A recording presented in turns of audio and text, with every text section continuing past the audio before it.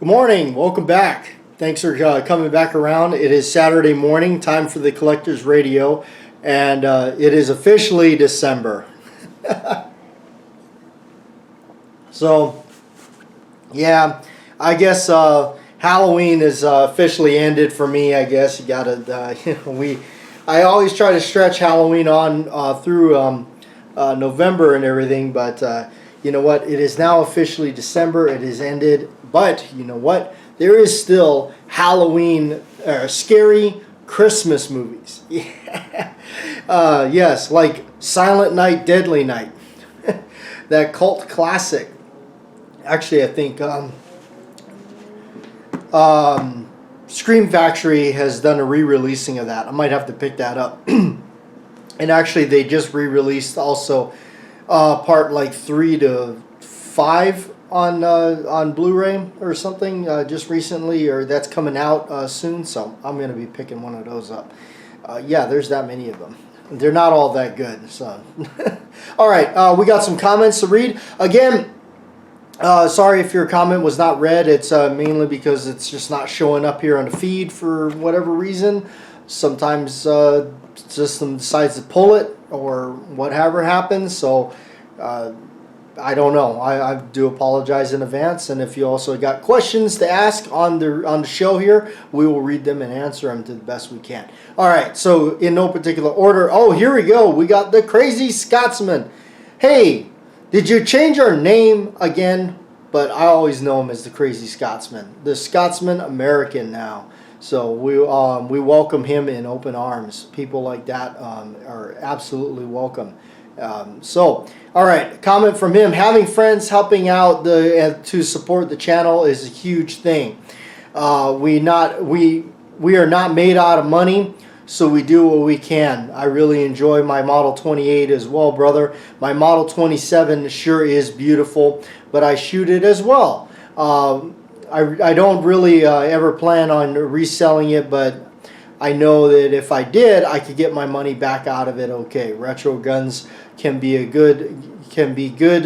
You get you get some history, yet you can enjoy it, and with a new warranty. And there is a lot to say about that too. And this kind of goes to Joe P. That where he lives, you know, sometimes you rely on these new retro guns coming out to be able to obtain some of them. Such as like a nice Smith & Wesson Model 19 that they're redoing, that they redid. So it may have some things that we don't like, maybe key locks, sleeve barrels, etc.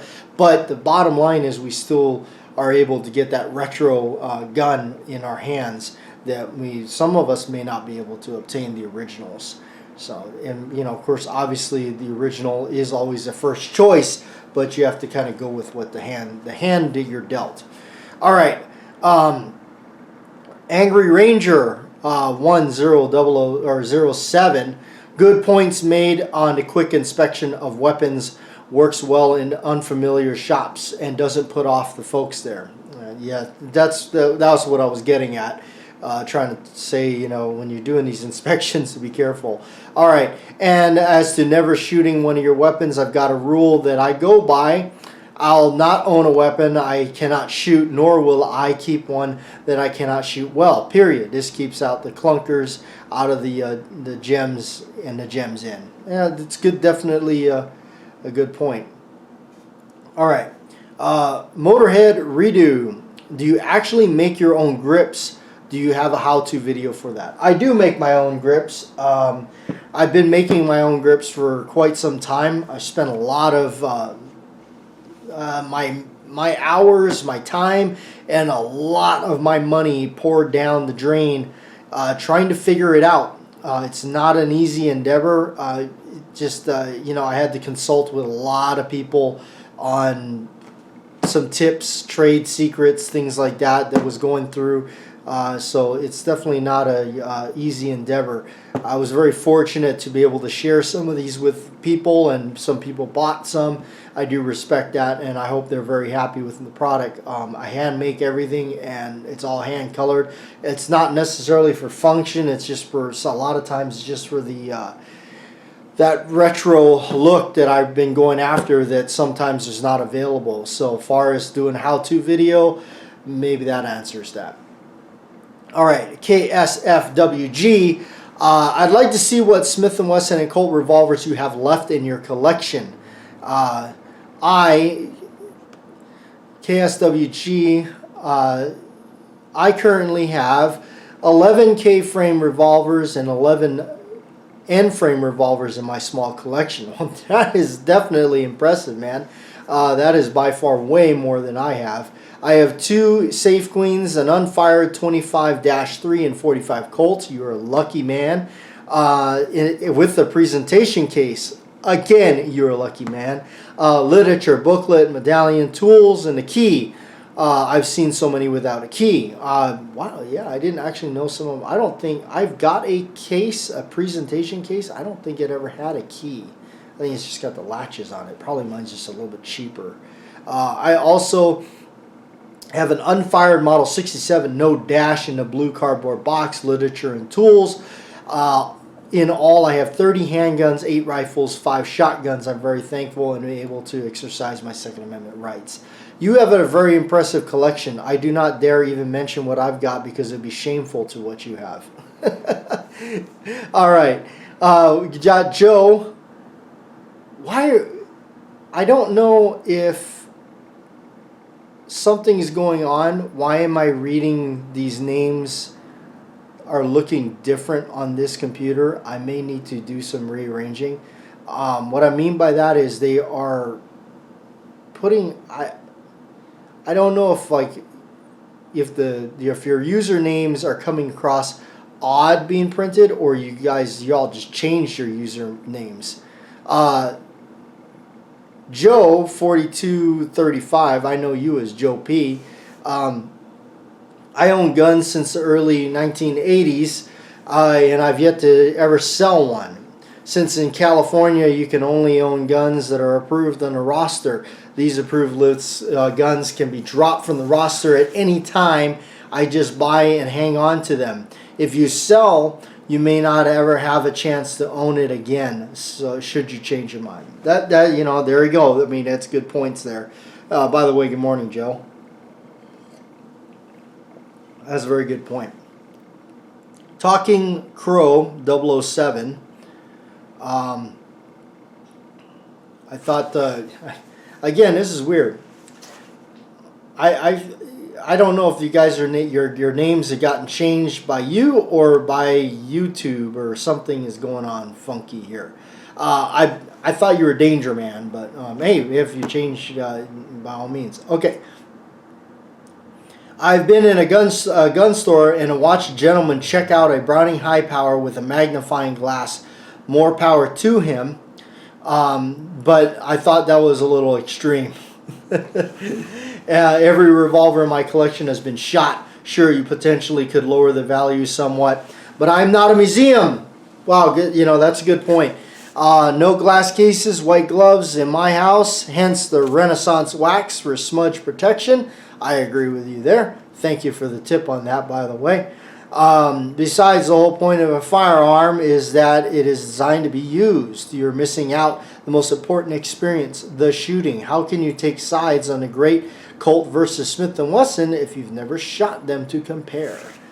Very good points. All right, Stephen K. The 1981 Colt does have its original grips. No box, though. Have a good weekend. All right. Well, if it would have had its original box, it would have definitely upped the value. Having the original grips does help because those grips are expensive. Mike Hagan, I hope I'm pronouncing that right, Mike. I'm sorry. If the seller is reasonably close to an acceptable price, go ahead and buy it. I have found that somewhat of the value is the item is right there in front of you. You can examine it, handle it. That has value to it. And this is the very reason the dealer gets to profit from a sale. He brought the stock to you to select and buy from. Don't be penny wise and dollar stupid. Don't ask how I learned this lesson. Best wishes from Montana, MH. Very good points. Very good points. That's what I love about doing these and getting to hear everybody's input, comments, and all that stuff. It's just fantastic. Bohemian Hunting Club, cheers, and cheers to you, and a good show from Lion Quest Fitness. All right. Again, I don't know if this computer might be going wacko, or if all the names have changed or whatnot. If you guys change your names, I guess that's fine. All right. Computer is down. We got the comments out of the way. What did we release today? Or since the last I got with you guys. Looks like some other videos that we did do. Finally did do a video on the Springfield Garrison. Had that for a long time, and I just didn't get around to photographing it for you guys. I am sorry. Those questions that did come about, mine is definitely different than the stock one. Trust me. And a little tip secret for you guys. Some of you may know or may not know. I think I mentioned it. Mine is different in a way that my frame on mine is a very dark gray. It's a two-tone gun. You can hardly tell unless you're actually holding it in your hands. So mine is a little different. So I do like that look on it. So busy cars driving by. Sorry. The other thing that came out was the Gen 2, which I did not realize that's a 40 caliber Gen 2 pistol that we got. I actually filmed that back in, I want to say, September. I know, I'm sorry it took so long for that to come around and come to light. I do believe that because we did film that video a long time ago. It just didn't have a place to get released.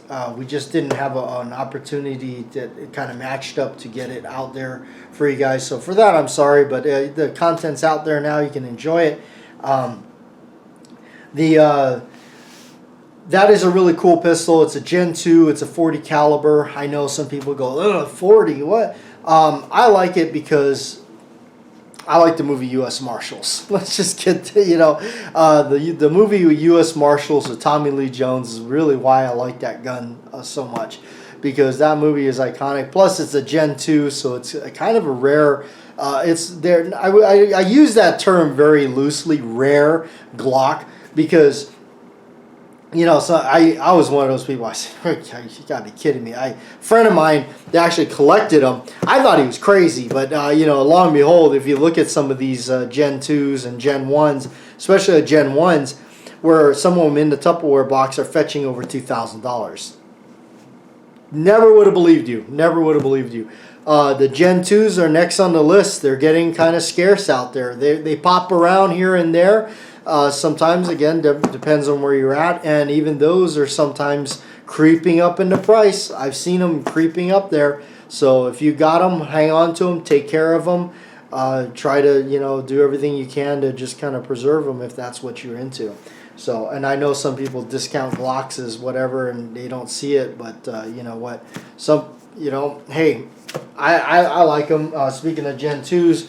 I brought out a Gen 2 17 right here. This is a pretty cool one. I traded my 34 away for this, and I just no longer needed it anymore. But I always wanted the old classic, and here it is, the Gen 2.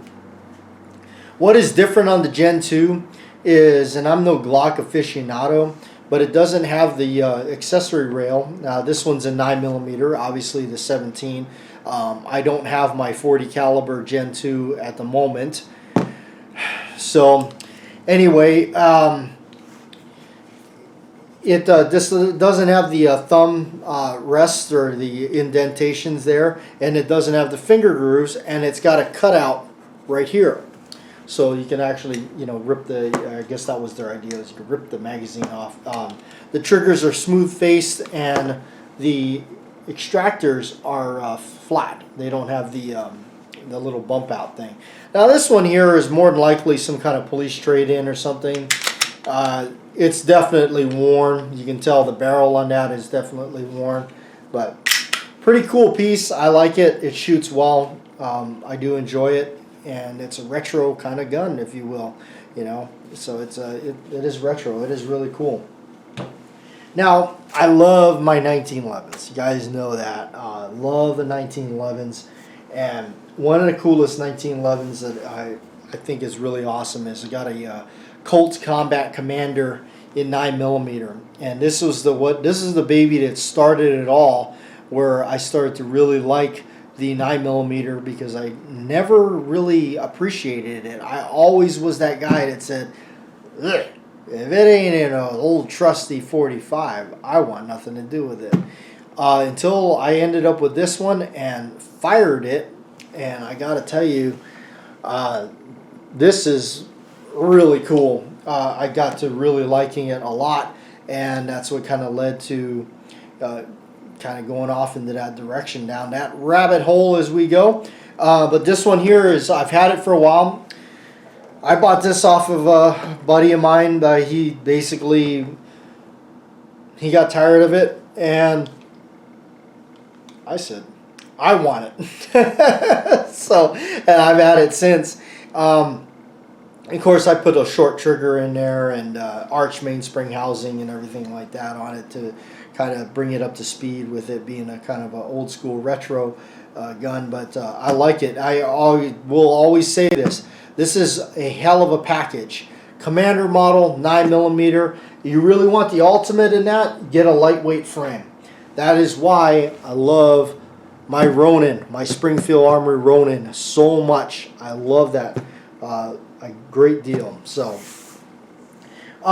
you know, I had a question that came up on another video this week, and that question was, it said, hey, you know, being I like a lot of the old vintage and, you know, kind of classic stuff, what would be your carry gun of choice? So, this is kind of the way that I'm going to answer this. And I'm not trying to be condescending, but the gun I carry is the gun I don't mind losing. That's, you know, food for thought there. So, it's the gun I don't mind losing. So, all right. Anyway, here is the Mistress. Yes, there's a Mistress. I love my 1911s, but there's a Mistress. That Mistress is the Browning High Power. Yep, this baby is a true gem. If you've never handled or shot a Browning High Power, you are missing out something fierce, because the Browning High Power is just cool as cool can get. All the cool cats carried the Browning High Powers. I mean, this is such a, and I mean, it has got a long service life, a long service history. Now this one here is the example of the very first one, kind of, not exactly this one, but it was the very first one I became obsessed with.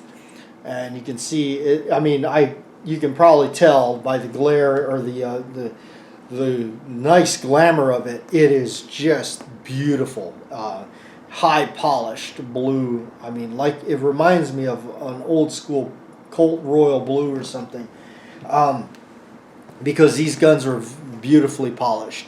There is so many different ones, so many different makers of these. You know, telling what's on that slide. This here is a true legit Browning. This would be considered a Belgium-made Browning.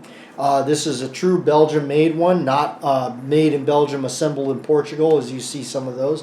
Nothing wrong with them, but you know, there is how you tell some of them apart. This is known as a T-Series, a 1968 model. My favorite, because this is kind of what I first laid my eyes on, and it's got the old red back on the grip, so you can look through there and see that they're red. That kind of adds to the collector's value and everything. It's got the ring hammer, the old school ring hammer, and it does give you a little hammer bite, which personally I think that's part of its charm. Not that I like getting injured shooting, but I think it's part of its charm that it kind of... Now, I don't really get it too bad, but I know some of my buddies that have bigger hands than me do suffer from it a little bit. So, but this is definitely one of my favorites as far as the other side of the coin for 1911s. So, and again, no telling what's on the slide. And and no telling who's made it. I know Springfield Armory's got some out there, but those have been, at least for me, I know those have been evasive. I mean, or what's the word I'm looking for? You can't. I mean, they're like made. They might as well be made out of unobtainium. How's that? They're just you can't get them. I have yet to actually see one. I don't even care if the person's trying to scalp somebody for $2,000 for it, which I think is crazy, by the way. That person's on drugs. But I just have not seen one. I have not gotten to handle one or anything like that. So I don't know what's going on with them. I don't know. I mean, it kind of upsets me when Springfield Armory's got such a hot ticket item like that, and then yet their focus is on stuff like the Emissary and the Garrison. And I'm not knocking the Garrison. The Garrison's a great gun. But come on. I would have rather seen them focus on getting more of those high powers out onto the market and produced so that any one of us, like me, broke, no money me, would be able to at least go out and see them, and possibly, you know, if it's for the right price, the MSRP where it's supposed to be or a little under, we could put it on layaway and eat soup for weeks and get it. So, okay, there's my little rant about that one. But anyway, all right. So that is that's the other one. That's the other mistress on it. I love the Browning High Power, and this is definitely one I cannot get rid of. These have gotten so pricey now. You know, when I first saw one of those, this has been a long time. I first saw one of those back when I lived back on the island, which also I do know that the volcano is erupting back home where I'm originally from, and I do, all my brothers and sisters, I hope you're safe. I hope you're out of harm's way when that thing is coming down. My aunties, my uncles, all of you, I hope you are okay and steer clear of the danger. And I hope you don't lose anything, because that is a real thing. People on the island do suffer a heavy loss sometimes when the lava is flowing. And that is just one of the other things about living on an island. You live in paradise, but paradise has a price. So, and I miss the island all the time. I do. I miss my my island, my home. It'll always be home. So, but anyway, you know, I first saw it, one of these over there, a guy that I was buying some stuff from, he had one. And, I mean, of course, you know, when the prices that, you know, sometimes were thrown out were like just astronomical. I mean, I started to wonder, maybe these prices are being thrown out because he didn't want to sell it. You know, when you're the only game in town, I guess you can name off any price you want, you know. But anyway, but no, I've been very grateful here because, unlike some of my past experiences on the island with buying some of this stuff, no matter how good of a friend I thought I was with them, or certain individuals selling me stuff, but I made a lot of really good friends out here in shops that have definitely taken care of me, that definitely have hooked me up with some discounts, you know, tore prices, you know, down a little bit for me. So, and I am extremely grateful for that. Very, very grateful. So, and I've got a lot of little places I stop off and go shopping at, and you know, and you know what, and I mean, I'm not trying to get a discount on anything, but it is nice that when I do go and I'm able to save a little bit, you know, I always will go back. I always will support them, so no matter what. So, but yeah, you know, back to that. I mean, heck, I'm not made out of money. I'm a collector. I like to collect this stuff, and I like to take it out and shoot it. Back to that kind of thought of like, you know, like you know, to have something that you don't shoot or you don't, you know, play with or whatever. I do understand that. I'm not totally knocking those guys. It's kind of like having a savings account that you can actually take out and open it up and look at it and enjoy it, you know, and just kind of admire it. you may not actually go out and, you know, blow rounds through it or scuff it up on the table or something like that, but you can take it out, and you know, it's a savings account that you can actually hold in your hands. I mean, I guess you could go and withdraw all your money and throw it around in your living room, but you know, so but you know, there's a different aspect to that. You know, you just you know, and I've heard, you know, the other people, oh, you're just holding on to it, keeping it nice for the next guy, or person or whoever, you know, gets it after you. For me, I just, you know, just a lot of things I got rid of only just because to keep buying and getting other stuff. It's an easy way that I was able to afford to do so. So that's kind of where that ended up with. And, you know, I got kind of my favorites that I take to the range, you know, and I mean, yeah, you know, it's sure it may be a Gen 2 and everything, but I enjoy taking this to the range, you know, and putting rounds down and, you know, running a mileage on it on count. You know, I don't mind running a little bit of a mileage on that. You know, I may not run the same amount of mileage on this as I would with something like this, where this is like, you know, to me, yeah, you know, I'll break this out every now and then, run a box of ammo through it or a magazine or two just to enjoy it, just to know that, you know, I've got it and I can shoot it, but I'm not going to wear it out. I'm going to kind of, you know, take care of it, do the maintenance, and enjoy it for what it's worth. But I definitely shoot it and enjoy it as it was made to be. So, but anyway, hopefully everybody has a good weekend, and thanks for coming around for the show and everything. So I will see you next time. I'm sure you kind of wanted to see what we had out on the table today, so there you go. Beautiful high power and a Colts Commander. Yes.